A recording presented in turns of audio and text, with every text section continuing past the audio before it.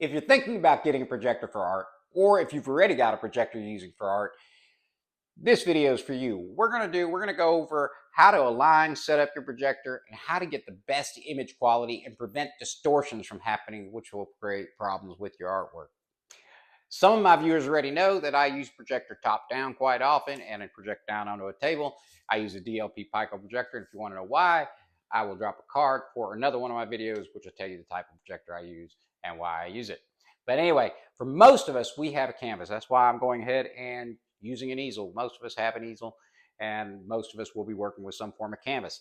So to make our life the easiest possible, let's start out with as few things wrong in the beginning. If you're projecting on a wall, most likely this won't be an issue, but it would be important if you're projecting onto a easel or something like this that you level it up. Make sure that you level it this way and that you level it this way as well. But check both sides of your canvas. Do you have to level your canvas up? No, you do not have to perfectly level your canvas up. It is just much easier if you start with a level surface. If you want something tilted or so on, you can adjust the projector from there. However, it's much more difficult to line up. I would strongly recommend that you get yourself a nice sturdy tripod, and preferably one that has a function where the center column will raise up and down. It will make it much easier to do those minute adjustments on your projector, and you will not have to play book Jenga or have to deal with keystone correction.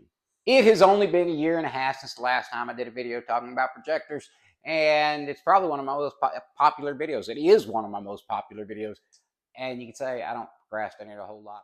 We'll go into why you don't want to use keystone projection a little later, along with some other tips on how to get the best quality. But right now, we're going to go into how to get everything lined up and squared so that you are not getting a distorted image. All right, I use screen mirroring, and so I'm going to screen mirror this one of my paintings, and I'll show you what I do when I line one up.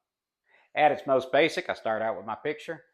I just bring my tripod, and then what I will do is I'll drag my picture to the location I want.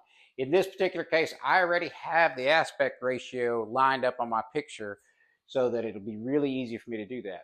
And since I'm screen mirroring, once I get my picture at the height and width that I want, approximately where my picture is at, I've not even tried to line it up yet, I have a grid that I have set up for my projector. And what this grid will allow me to do is get everything square and level. As you can see, those lines are turning. If you were to turn sideways, it's going to get wider as you go out in that direction. And if you go this way, it's going to be wider going this direction. So having this grid, which you can put a grid over your photo and project that, I like to not have the grid in the way when I'm tracing. So we will take that grid. First off, these lines are fairly square and level, but those bottom lines aren't. My projector is tilted. We need to tilt the projector to line up square. If you notice, we are smaller on this side than we are on that side, which means, again, we are off. Once we line it up leveled with the canvas,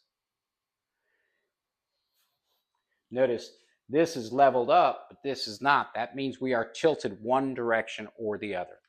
If we tilt it up, as you can see as it projects on the wall here, it gets wider on the top and narrower on the bottom. And that is what keystone does. However, we want to avoid using the keystone correction function in most cases for very accurate artwork. I'm doing this by eye, and it looks like I'm fairly well leveled up. And I would probably just go ahead and project for a lot of art things, I would project. But if you were working on a portrait or something like that that needed to be absolutely perfect, I would go in here. One thing you can do is measure your squares. If your squares now are the same size, and you've got these lines at the same width, so we know we're squared up this way. And if the squares are now square, we are also leveled up this way. Because if we turned the projector sideways, these squares would be out. And if we turn the projector, of course, sideways this way, they would be out that way. So once I have that I know everything is square, I'll switch back to my photo. As you can see, I accidentally moved my tripod just a little bit. We're square, but our canvas or our picture needs to come over just a short little bit. So now my goal is to go ahead and shift my picture over just a little bit without knocking myself out of square. Then I will come back and I will flip my picture back to my grid and double check my square. If everything is square, at that point, I will be ready to start my tracing. I'm going to dim the lights. And what I have done is I've intentionally skewed this picture sideways. You can probably see it on the back wall there. It'd be easy to tell on that back wall that it's not. However, if you were just projecting on your canvas, if first glance looking at the canvas, you probably wouldn't notice anything wrong with that picture. However, if you put your grid back up, you can see how far that is off. And you could imagine if you skewed the proportions that dramatically on a portrait, everything would be wrong. And we do not want to create problems that we have to correct later. Even though I can draw and I can correct those problems, that kills the whole point of me using a projector to save time. I have recentered everything up.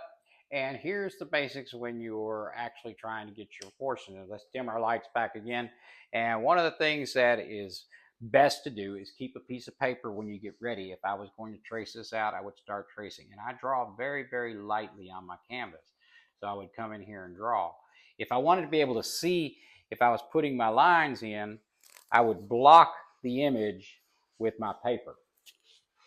As you can see, I don't have it completely dark in here. But as you see, as I block the projector screen, I can see where I'm drawing. There's also an advantage of that, like similar to the flip method. If you go like this, as you put that paper in and out, you'll have a persistence of vision and you'll be able to see where those lines are and make those lines out as you're flipping the paper back and forth in front of it. Okay, I said I would talk about keystone projection, and I'm going to go over some more tips on how to get the best image quality and tell you why, when you can and cannot get away with using keystone projection. This is what keystone projection does. As you tilt the camera up, you're sitting lower than where you want to project to. It creates this situation like that. It's called a keystone because it looks like a keystone on a building. So if I go into my setup, I go to projection, keystone on. As you can see, it takes up the difference for the tilt angle. Like if I was to tilt down, it will straighten that up. It only is working to stop the keystone up and down. As you can see, even though the keystone will correct for top and bottom misalignment, it doesn't do anything for your side-to-side misalignment. So this is another one of my paintings, and I threw a grid overlay over it. I tend to not like projecting the grid because it gets in my way, and I'm counting on the projection to get most of my proportions without using the grid method, but it is one option. And this is projected with keystone projection. Now, it looks pretty good. Why wouldn't I want to go ahead and use keystone projection? Well, you have to understand how they use keystone projection. What they do is to account for when that image is displayed like this, it shrinks pixels or expands pixels, which can create distortions. Also, it tends to create jagged edges. As you can see how jagged the edge is along here on the edge. And that is an aberration created by the keystone correction. So the point is to not use keystone correction unless you absolutely have to, and only use keystone correction if the image doesn't have to be absolutely perfect. So next we're going to go through some tips on how to set up your image before you send it to your projector so that you get the absolute most out of the image that you are projecting. So now what I'm going to do is I am going to open up Procreate, then I come in here and I am going to create a custom canvas. My canvas that I'm going to be working on is 18 by 24 or 24 by 18.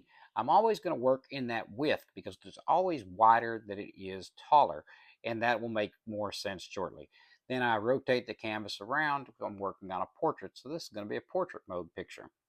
I open up the picture in which I want to work with, and then I will get all of my cropping done and create the image the way I want it to be cropped and have all of that laid out in advance. Obviously, not everybody has Procreate, but whatever design program in which you choose to work with is best. Of course, then I will save the image. Now I will create a new custom canvas, and that canvas will be in pixels. And the reason that the pixels here are going to show 852 and by 480 in this case is because my projector is a 480p native projector. I will then go in and I will open up the image that I already set to my canvas size.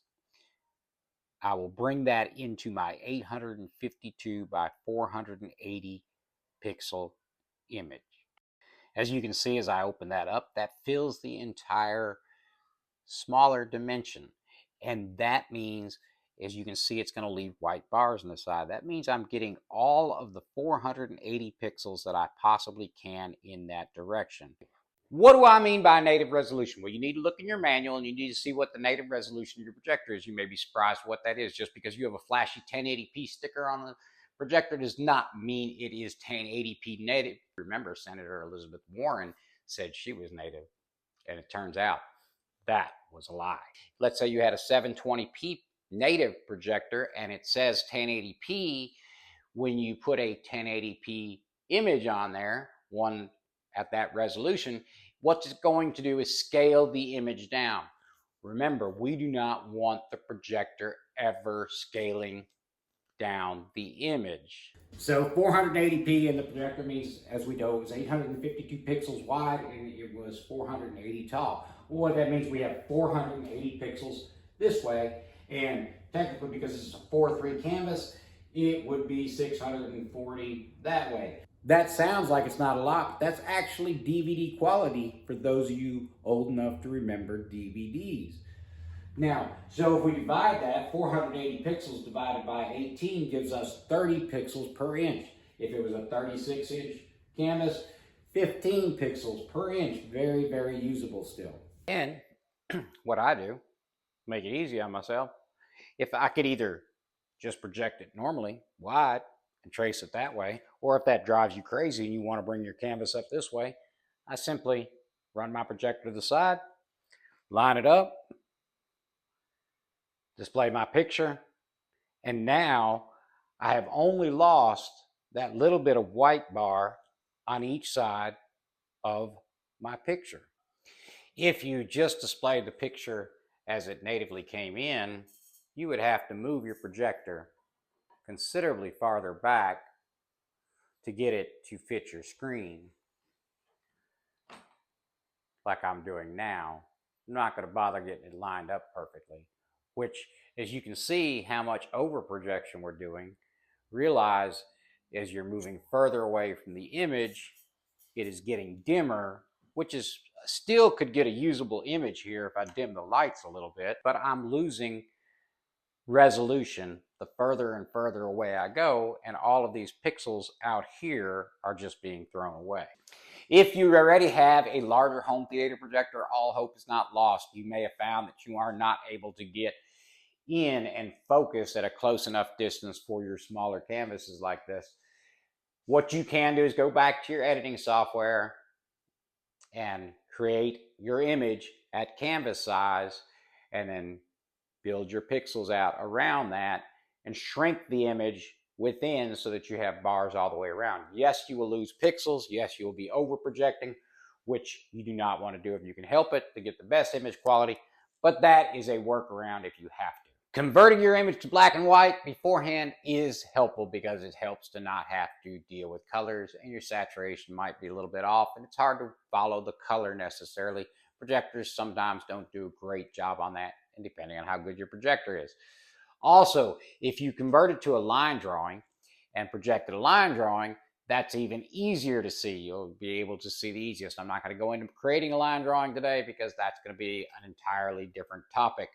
But that is one way, because you lose contrast with projectors. That's one of the downfalls. They tend to crush contrast. The more light you have, the less contrast you have. Okay, guys, I know that's a lot to take in, but it is not as difficult as it seems. As a matter of fact, it will take less time to set up and get your projector running and set up than the time it took you to watch this video if you watched all the way through it. I hope you got something out of it, and I believe I covered all the ground. I actually had a little trouble getting this video down to 15 minutes long. It's a lot to say, but it's really not a lot to do. Anyway, I'm Bill Kennedy with the Airspace. I hope you got something out of this video. If you did, give me a thumbs up. Maybe subscribe. Check out some of my other content. That's going to be a wrap. Y'all have a great day. Bye.